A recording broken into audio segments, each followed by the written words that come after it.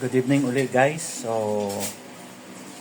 Sorting tayo ngayon ng lubya para kay Sir na from Batangas. Punta siya bukas dito ng hapon. Kumuha si Sir ng 3 colony sets. So that's total of 60 male and female pairs and 300 mixed size juvies and 300 nymphs. And also additional pakain niya sa apat na arowana, which is I think let me see 400 small juvies kung hindi ako nagkakamali. So ayun, i-confirm ko mamaya. So ito, sorting tayo guys ng dubia. Paano ba mag-sorting? Mano-mano lang muna ako kasi hindi nga muna ako maglalabas, pero gawin lang natin to kay Sir. Turuan natin siya paano magpadami ng dubia. Like and subscribe guys ha. And share na rin sa friends nyo. Thank you so much. Okay. So, sorting tayo guys. Sorting ng dubia. Ayan. Pagpasensyahan nyo na ang camera at wala pa tayong mga tools o mga professional camera.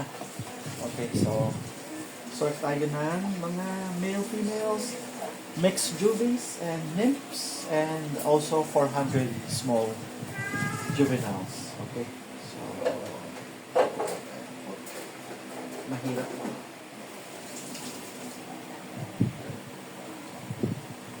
Okay, mga bagong kain, mga busog.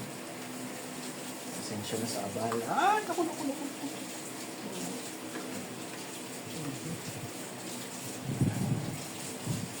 Female. So,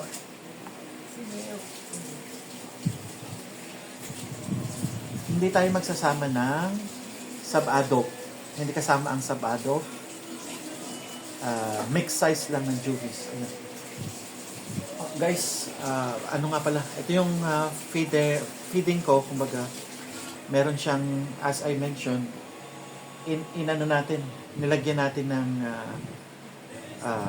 inas-is natin, kumbaga meron silang rito, tinanggal natin yung smooth surface para makaakyat panaog yung mga dubya, kaya nakakalabas. So ingat din. Ito, juvie.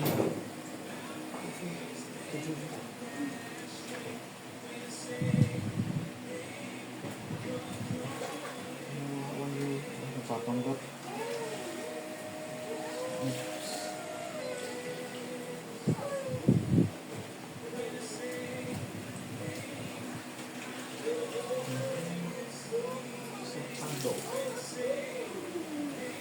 Nasa gilid pala.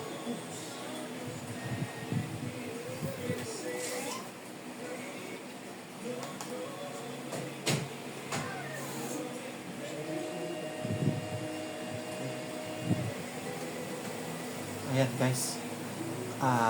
Inano natin. Kita ba? Ayan. Inano natin siya. Tawag dito. Nilagyan natin ng rough surface halip na smooth. Ayan. Ayan. Para makaakyat baba yung mga dubya. So, kahit sa loob, ganun din. Ayan. Tinanggal natin or ni-rough natin yung mga surface. Ayan.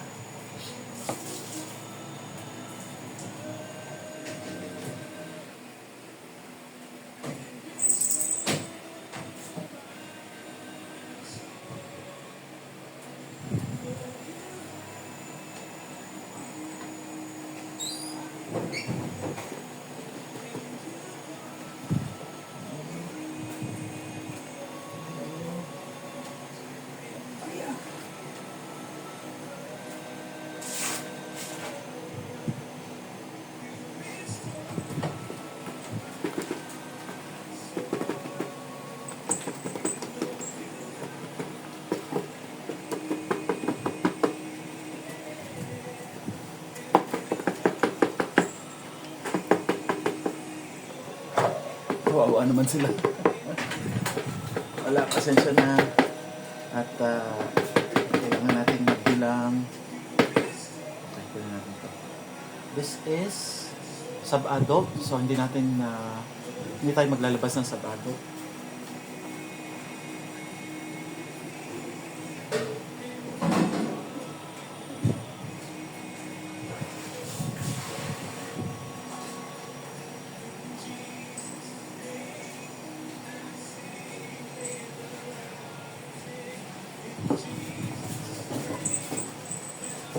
lagyan ko lang ng tawag dito para sa makapita na. Kasi rekta sila sa liwanag, so para may konti silang taguan.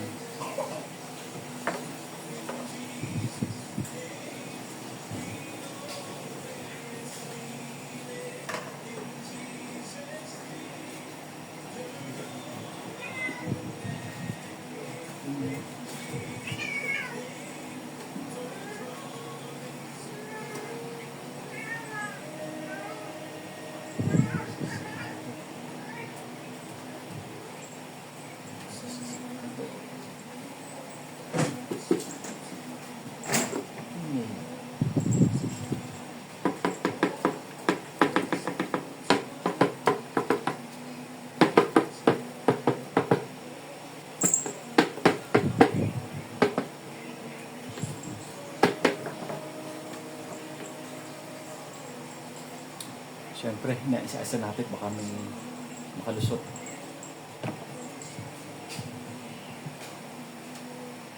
So, female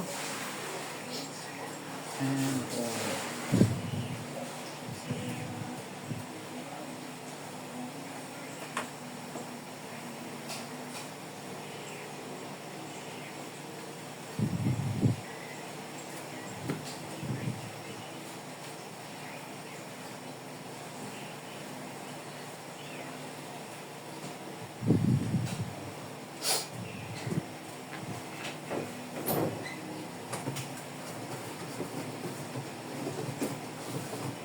bigyan natin silang konting taguan.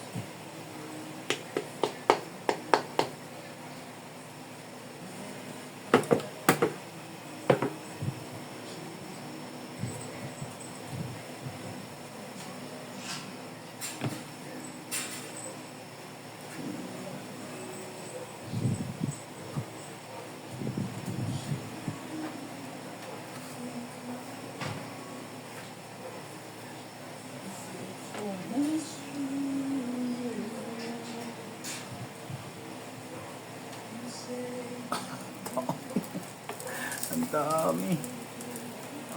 Grabe. Ang lalaki, matured females na.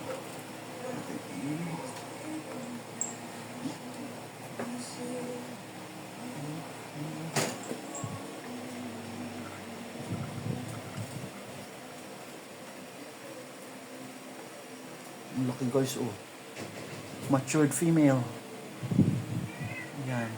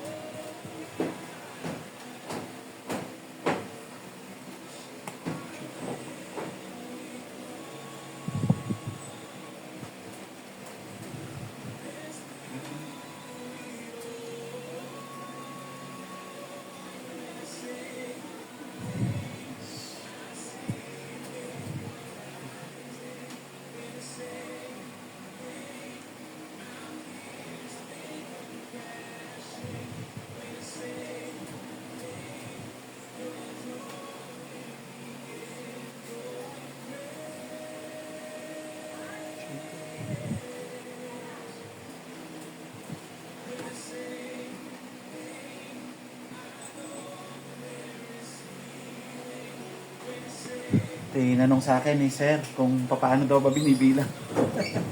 Eto po sir, iniisa-isa talaga.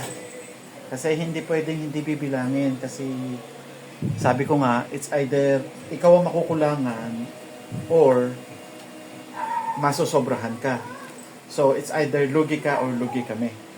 Kaya talagang dapat binibilang.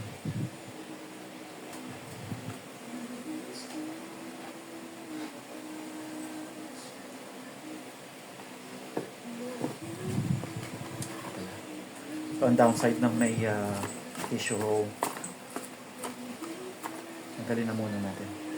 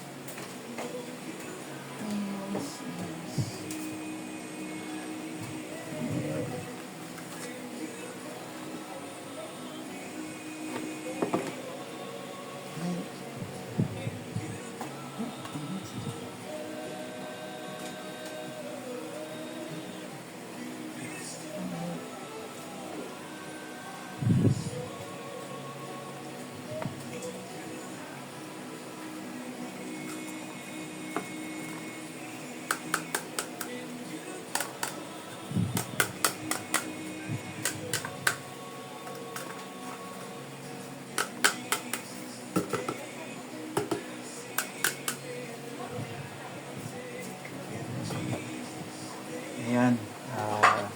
Guys, ito ang medyo masalimuot yung pagsusort at pagbibilang.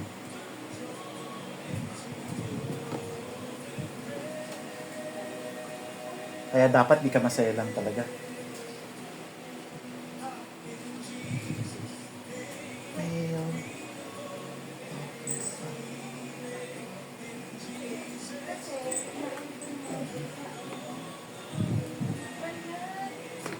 Another mail. Okay.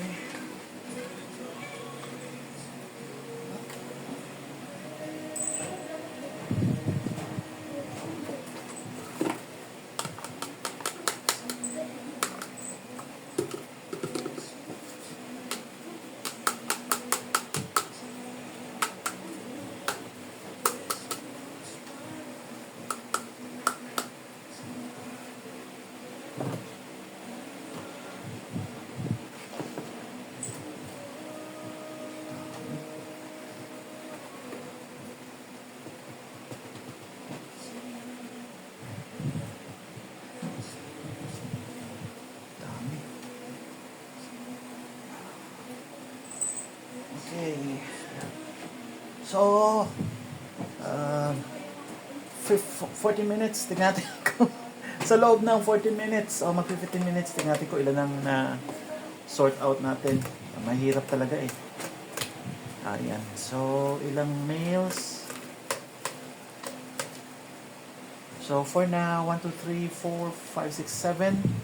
7 mails nakasort. So, and females, medyo madaling mahuli ang females. Medyo mabilis, medyo mabagal sila kumilos compared sa males.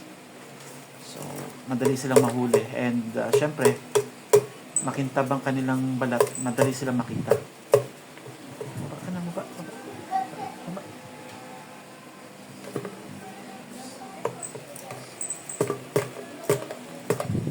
Okay. So, 1, 2, may napasamang juvie. Dito. Tawad na natin kay Sir. So, 1, 2, 1, 2, 3, 4, 5, 6, 7, 8, 9, 10, 11, 12. 12 females, 7 males, and some juvies. Dadalawang nymphs pala. Maliliit kasi kaya. So, abutin tayo na siyam-siyam dito. Ayan muna guys, tuloy natin mamaya. Thank you. Ito po yung 60 males. So, nabilang na natin. 60 males. Nabilang po tayo ng females. Thank you. 60 males. Yan.